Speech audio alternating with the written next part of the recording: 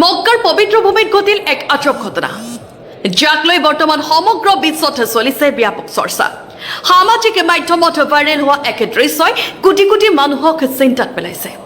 কোনোবাই কৈছে আল্লাহ তাল্লাই তেওঁৰ মৰমৰ মেহমান হাজীসকলক বিশেষভাৱে স্বাগতম জনাইছিল। আন কোনোৱে কৈছে এয়া হয়তো আল্লাহৰ এক নিদৰ্শন, এক অপূৰ্ব মহিমাৰ প্ৰকাশ।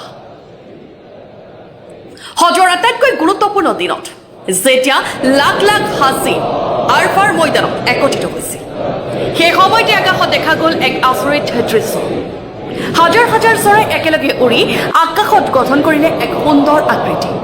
দূৰৰ পৰা চালে যেন স্পষ্টকৈ লিখা আছে লা ইলাহা ইল্লাল্লাহ বুলি। দৃশ্যটো দেখি বহু হাজীৰ চকুত আনন্দশ্ৰু বৈ পৰিল। বহুতে মোবাইলত সেই মুহূৰ্ত বন্দী কৰিবলৈ ব্যস্ত হৈ পৰিল। মুহূৰ্ততে ভিডিঅ' আৰু ছবিবোৰ সামাজিক মাধ্যমত বিয়পি পৰিল।